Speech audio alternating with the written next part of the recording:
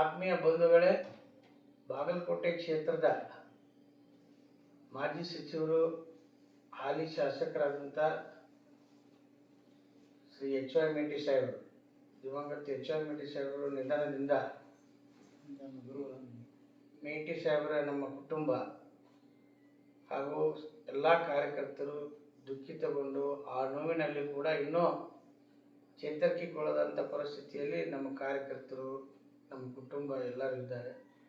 ಅನಿವಾರ್ಯ ಉಪಚುನಾವಣೆ ಏನು ಬಂದೈತಿ, ಅದಕ್ಕೆ ಅನಿವಾರ್ಯ ಕೆಲಸ ಮಾಡೋದು ಒಂದು ಅನಿವಾರ್ಯತೆ ಆಗಿರೋದ್ರಿಂದ ನಮ್ಮ ಮೇಟಿ ಸಾಹೇಬರ ಕುಟುಂಬದ ಹಿರಿಯ ಪುತ್ರ ಆಗಿರ್ತಕ್ಕಂಥ ಮಲ್ಲಿಕಾರ್ಜುನ ಆಗಲಿ ಹಾಗೂ ಕಿರಿಯ ಪುತ್ರ ಉಮೇಶನವರಾಗಲಿ ಇಬ್ಬರು ಕೂಡ ತಮ್ಮ ಅಭಿಪ್ರಾಯವನ್ನು ಕಾರ್ಯಕರ್ತರಿಗೆ ತಿಳಿಸ್ಕೊಡ್ತಾರೆ.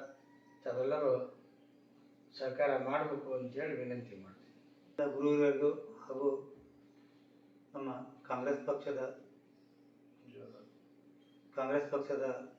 ಎಲ್ಲ ಮುಖಂಡರಿಗೂ ನಮ್ಮ ಕುಟುಂಬದ ವತಿಯಿಂದ ಮೇಟಿಯವರ ಕುಟುಂಬದ ವತಿಯಿಂದ ತಮ್ಮೆಲ್ಲರಿಗೂ ನಮ್ಮ ಭಕ್ತಿಪೂರ್ವಕ ನಮಸ್ಕಾರ ಸಲ್ಲಿಸುತ್ತಾ ಇವತ್ತಿನ ಈ ಸಂದೇಶವನ್ನು ಏನು ಹೇಳ್ಬೇಕಂದ್ರೆ, ನಮ್ಮ ಕಾರ್ಯಕರ್ತರ ದುಃಖದಿಂದ ಹೊರಗೆ ಬಂದಿಲ್ಲ ನಮ್ಮ ಕಾಂಗ್ರೆಸ್ ಕಾರ್ಯಕರ್ತರು. ಅಂಥ ಪರಿಸ್ಥಿತಿಯಲ್ಲಿ ನಾವು ಇನ್ನೂ ದುಃಖಿತರಾಗಿದ್ದೇವೆ.